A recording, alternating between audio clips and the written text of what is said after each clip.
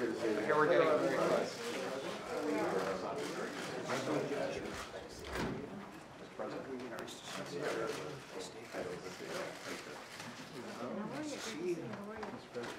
Thank you very much for being here, for the incredible work you're doing to help us pass the really historic tax cuts. There's never been anything like this in the history of our country.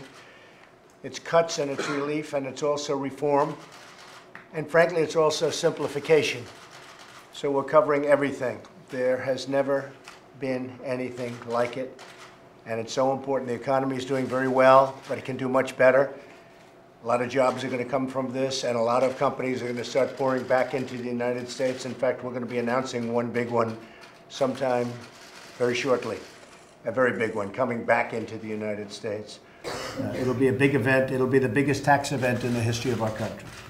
In a few days, I'll be traveling to Asia to advance America's economic and national security priorities.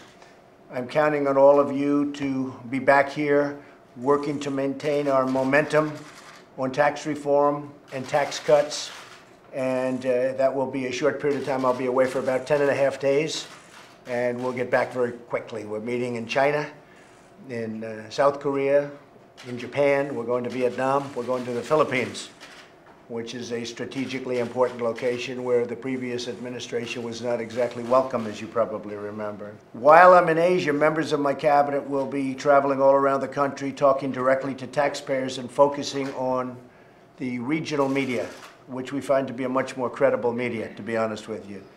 In fact, I found it to be incredible how good they are. Of course, Secretary Mnuchin, Director Cohen, and my entire economic team will remain totally focused on tax reform. They'll be staying here, and we'll continue to work closely with all of you.